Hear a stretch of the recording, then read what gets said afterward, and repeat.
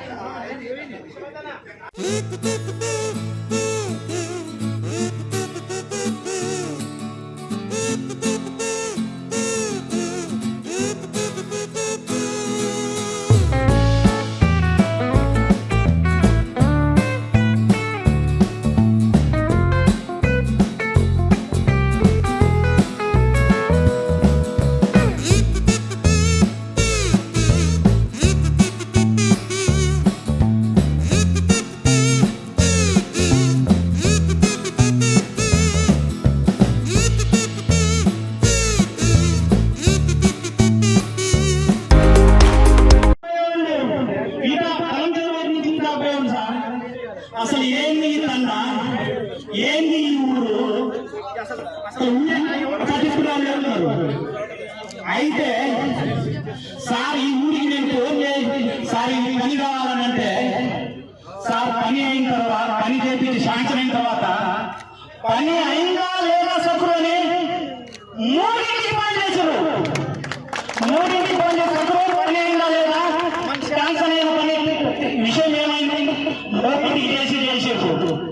ఈ విషయంలో ఢిల్లీ నుంచి అన్ని సార్ డ్రైనేజ్ అయితే సీసీ రోడ్లు అయితే పొలాలకు పోయే రోడ్లు అయితే మా ఈ 2 బిల్డింగ్లు, తర్వాత మా పక్కన 2 బిల్డింగ్లు, దాని పక్కన ఇంకో జీపీ బిల్డింగ్, ప్రతిపక్షంలో ఎంపీగా ఉంది అధికార పార్టీ మఠంపల్లి మండలంలో 29 గ్రామ పంచాయతీలు, మా గ్రామ పంచాయతీలు ప్రతిపక్షంలో ఉంది. అధికార పక్షంలో ఉండొచ్చు, వచ్చి మా సార్ ప్రభుత్వం మినిస్టర్ నెల రోజులు కూడా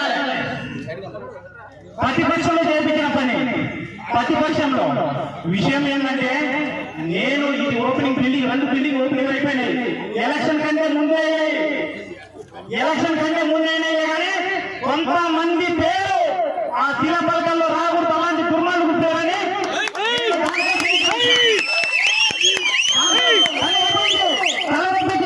నేను కొంతమంది అది జాతీయ కలరు ఎలక్షన్ ముందే వేయించిన 3 జీబీలు ఎలక్షన్ ముందే వేయించిన. ఆయన వాళ్ళు ఏమంటారు జాతీయ కలర్ పార్టీ అంటే మేము కష్టం గుర్తు పెట్టుకోలేదు అంటాం. కష్టం గుర్తు పెట్టుకోలేదు సార్. నేను కొంతమంది అధికారులు కూడా అదే చెప్పిన. మా అభివృద్ధి పదార్థ మా ఉత్తమ్ కుమార్ రెడ్డి మా ఎంత ఉన్నంత వరకు నా కాదు మన ఎవరికి నాకు ఎంతో ప్రియమైన పట్టంపల్లి మండల లంబాడ అక్కలు, చెల్లెలు, అన్నలు, తమ్ముళ్ళు మీతో కొంత సమయం గడపాలనే ఉద్దేశంతో ఈరోజు ఈ కార్యక్రమానికి రావడం జరిగింది. ఇప్పుడు సత్యనారాయణ కాలువపల్లి తండ ఇక్కడ ఉన్న అక్కలు, చెల్లెలు, అన్నలు, తమ్ముళ్ళు గుర్తుపెట్టుకోవాలి మీరు.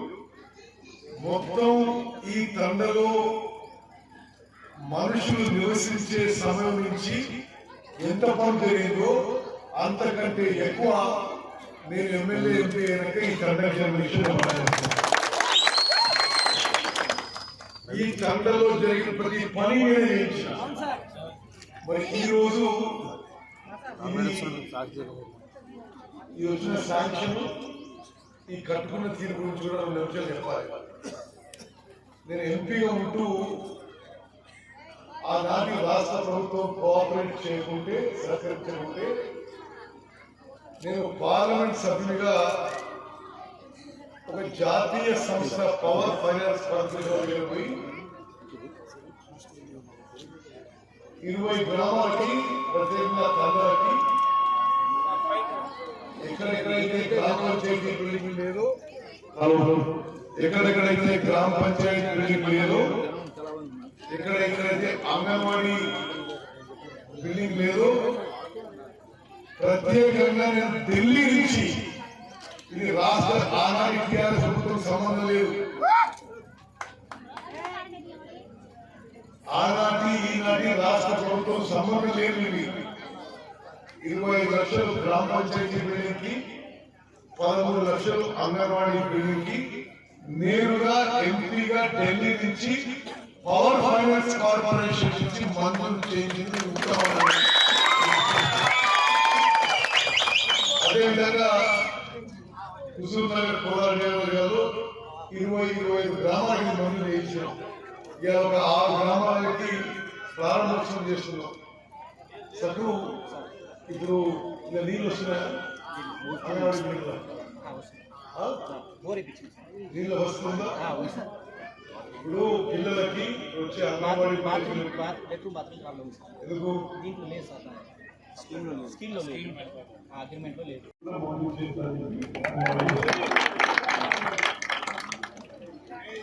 ఈ మధ్య మీరు చూసిండొచ్చు, మాజీ మంత్రి కేటీఆర్ గారు గ్రామ పంచాయతీలు సర్పంచులు బిల్లులు రాలేదు. ఎంత విచిత్రంగా విధులు ఉందంటే 10 ఏళ్ల పాటు ఈ రాష్ట్రంలో స్థానిక సంస్థలు నిర్వీర్యం చేసి, అసలు స్థానిక సంస్థలకి ఎంపీ కూడా ఇన్ని నాయకులు తెలుసు, జడ్పీటీసీ కూడా వాళ్ళకు తెలుసు, నిధులు ఇవ్వకుండా వాళ్ళ ఫండ్స్ పూర్తిగా లాక్కుని మున్సిపాలిటీలని, మండల పరిషత్ని, జిల్లా పరిషత్ని, లోకల్ బాడీస్ అన్నింటినీ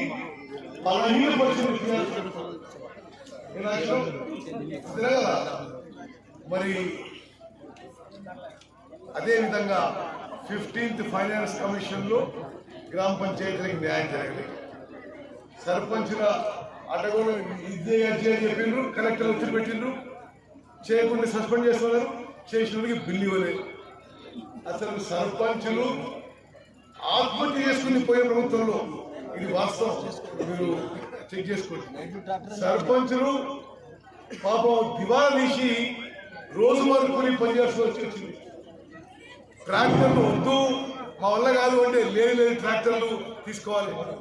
ట్రాక్టర్లు మరి ఆనాటి ఎమ్మెల్యేలకి కమిషన్ కాబట్టి ఈ బ్రాండ్ ఈ దుకాణం నుంచి తీసుకోవాలి. మరి ఆ విధంగా సర్పంచుల్ని అనేక విధంగా ఇబ్బంది పెట్టింది గత ప్రభుత్వం. ఈరోజు మేము మాటిస్తున్నా, ఈనాటి కాంగ్రెస్ ప్రభుత్వం స్థానిక సంస్థలని బలపరచడానికి సరిపోను నిధులు ఇవ్వడానికి మేము కట్టుబడి ఉందని చెప్పి మనం చేస్తున్నాం. పరిపాలనా సిస్టమ్ కాంగ్రెస్ ప్రభుత్వంలో ఎప్పుడైనా కొంత వికేంద్రీకరణ ఉంటుంది.